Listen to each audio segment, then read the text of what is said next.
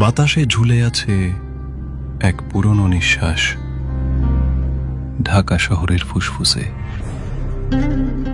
আমার শহর এক সময় জীবনের কেন্দ্র, আজ কেবল অতীতের প্রতিধ্বনি। মিরপুর স্টেডিয়ামে একদিন ছিল উল্লাস, করতালির ঢেউ। আজ সেখানে শুধু ঘাসের বিছানা আর নিস্তব্ধতা।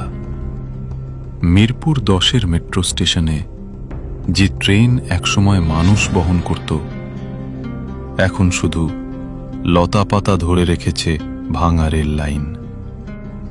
শহরের প্রতীক শাপলা চত্বর আজ এক জলে ডোবা আয়না। মানুষ নেই, শুধু প্রকৃতির ছাপ। মরিচা ধরা বাস, জলে ডোবা গাড়ি, সবই থেমে যাওয়া জীবনের স্মৃতি। জাতীয় স্মৃতিসৌধ, যে স্থানে সংগ্রামের ইতিহাস লেখা, আজ সেখানেও শেকড় গেঁথেছে নীরবতা। ভাঙা জানালা দিয়ে হাওয়া গায় এক বিষণ্ণ গান। পিচের ভেতর থেকে গজিয়ে ওঠা গাছ বলে দেয়, মানুষ হেরেছে, শহর হেরেছে।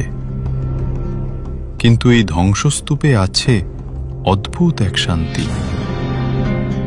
পচা মাটির গন্ধ, কালো পানির আয়না, আর ছাদের উপর জন্মানো গাছ মনে করিয়ে দেয়, শেষ পর্যন্ত প্রকৃতিই জয়ী হয়।